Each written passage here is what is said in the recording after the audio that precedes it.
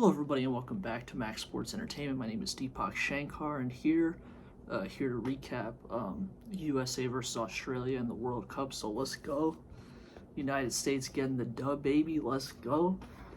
So USA, USA, USA. So love to see it. Some of the music might be coming out, especially if we get further on in the tournament, like round of 16 quarterfinals, even semifinals, and who knows at that point. But yeah, just gonna recap this game. Obviously, U.S. Being my home country, a team I'm rooting for, obviously in the World Cup, and then I'll pretty much throughout the rest of the tournament preview the U.S. or like recap games involving the U.S. and then games involving like the bigger nations, especially down the line in the knockout stages. So your Englands and your Argentinas and your France's and Spain's and Brazil's, etc. So we'll get there as we get further down the road. But yeah, the U.S. today carry on another strong performance. They beat Australia 2-0, and pretty much, even though it was an even game in terms of shots and other different metrics, the U.S. had possession for 62% of the game.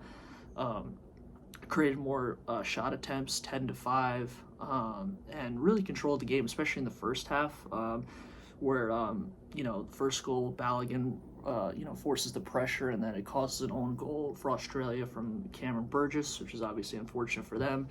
And then the second goal, kind of off of a corner kick, scramble, and then it was scored by Alex Freeman, and initially it was ruled offsides, but then they took a look at it and then realized he wasn't. So two early goals, and then in the second half, I would say not the greatest of defense by the U.S. in terms of the back line not defending as well as they could have, and creating chances for Australia, and multiple times they had an opportunity to at least get one goal on the board, get on the score sheet, whatever. But they weren't able to take advantage. So even with the mistakes the U.S. made defensively, they were still able to recover. And it was another good game by, the U.S. goalie. And so, let's see here. Yeah, and there's a crazy story about how he's the first U.S. goalie from the MLS to actually start for the U.S. in a FIFA World Cup game. So, and there had been some criticism coming into the World Cup about the USA's defense. And this game, they had a clean sheet. They really did play well overall because in many of the previous games, including last game and in many of the international friendlies leading up to the World Cup where they were struggling a little bit, they gave up quite a few goals. And the back line wasn't great, but Matt Freese did his job, had 2 saves today. And so... overall a great start for the U.S. in their campaign, and just a lot of different players contributing all the way from Balogun to Gio Reyna, especially last game, Tyler Adams, Weston McKennie, Ricardo Pepi, Alex Freeman. You can go on and on, but pretty much everyone has contributed, and it's been about as good of a start as the U.S. could have for a World Cup. Because this is actually the first time they've won back-to-back group stage matches in a World Cup since 1930, which was, I believe, the first or second edition of the FIFA World Cup almost 100 years ago. And so that's obviously a great sign to see, and it's really good to see that the U.S. is building off of their momentum off the last World Cup where, they got to the round of 16. They had the second youngest team in the tournament 4 years ago in Qatar. And in this World Cup, with the energy of the home country, the team rallying behind them, a lot of players, and you could argue this is the golden generation of U.S. men's soccer, and they're all many of the players are in their prime now, whereas they were kind of young players and inexperienced 4 years ago. So it could be a situation where the stars are aligning, and you have even legends of the game, Zlatan Ibrahimovic, Thierry Henry, saying that the U.S., they have a chance to win this World Cup, which is crazy to think as an American, and thinking about how historically we've kind of been very far behind a lot of the top tier nations. I mean, 2 World Cups ago we didn't even qualify in Russia, so we've come a long way. Mauricio Pochettino, the Argentinian, has been a really good coach for the USA men's national team for the past couple of years, making all the right moves.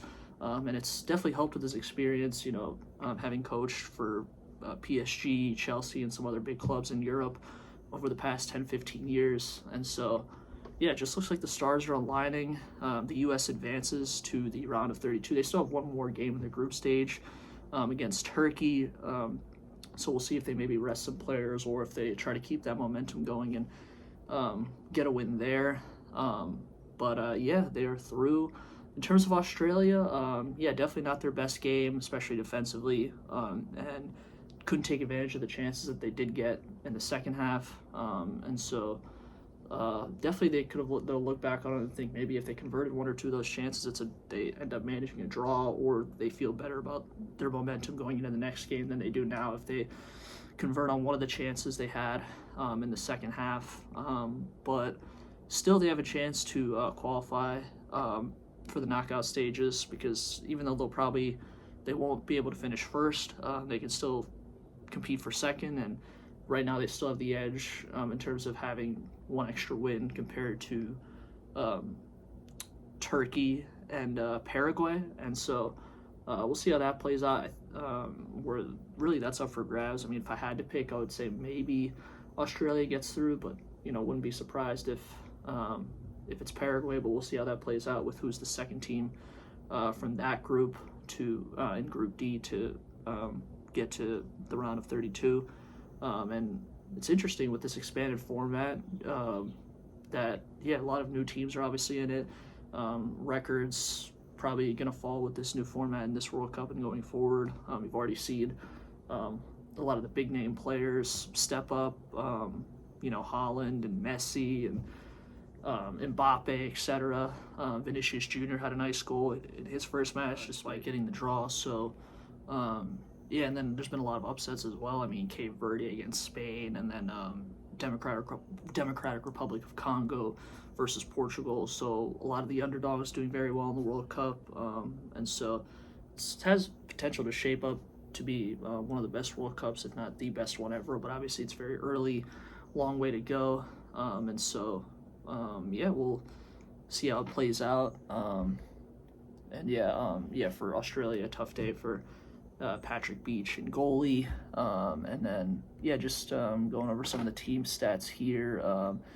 Yeah, USA much more possession, accurate passes. USA twice as much. Same number of duels won, same number of shots on goal with 2. Australia committed more fouls. The US definitely has to be careful with. They had a couple of silly fouls in the second half, a couple of I believe 1 or 2 yellow cards, excuse me. And, you don't want that to cost you down the line in the future with key players missing important matches, especially in the knockout stages. So even though they committed less fouls, but obviously got to keep your emotions in check and not fall for any of the other team's antics and, pick up stupid penalties. Yeah. And let's see here, attempts outside of box in terms of shots inside the box. Yeah, Australia did have more. So in a lot of ways, Australia did have better numbers in certain statistics, but they just weren't able to capitalize on their chances like the U.S. were able to. And really, that's because they had more touches in the opposition box. USA did have more corners won. Australia had more through balls, so they created a bunch of chances, like I said, especially in the second half. But at the end of the day, if you don't take advantage of it, then none of it matters. So we'll see if they can bounce back, and we'll see if the USA can keep this momentum going. And I believe, yeah, the U.S. and it was also another great atmosphere in the Pacific. Seahawks play like it was in L.A., where the Rams and Chargers play, both in terms of NFL teams. First game in SoFi Stadium, this one in Lumen Field in Seattle. So we'll see if it continues, because I believe they were saying the round of 32 match should be in San Francisco in the Bay Area, where the 49ers play at Levi Stadium. So we'll see how it goes, and a lot of good vibes surrounding the U.S. national team. Really, for the first time in my lifetime, especially with the attacking mindset that the U.S. plays. They scored 6 goals in the last 2 games, where in the previous, I believe, 10 World Cup matches, they had scored only 9 or 10 goals. So historically we've been a very keeper-reliant team. Like I remember Tim Howard back in the day, and very defensive, not scoring a lot of goals and just kind of hoping to win a bunch of 1-0, 2-1 games, etc., or penalty shootouts and very low-scoring games. But the fact that we already have 6 goals in 2 games in this World Cup, playing very attacking, playing like a lot of the great teams do in terms of great passing, team chemistry, playing really well, really great as a unit, is obviously great to see. So you never know what can happen. I mean, anything's possible, especially in a sort of one-game format like the NFL playoffs are, March Madness, etc., where I mean, anyone can win on any given day. It's not a best of 5, best of 7, etc. So, got the home field advantage, which has been huge historically in terms of many countries who host the World Cup, it being their best finishes for the host country. And so we'll see if that continues for the U.S. because I think the farthest they've ever made was the quarterfinal back in '94, but they haven't made it to the semifinals or finals ever of a FIFA Men's Soccer World Cup. So we'll see if that happens. And then, we'll go from there. So that's all I had. Appreciate you guys for listening. Be sure to like and subscribe, share, turn on post notifications, etc. Comment. And so, thank you guys for listening, and I'll catch you guys on the next one.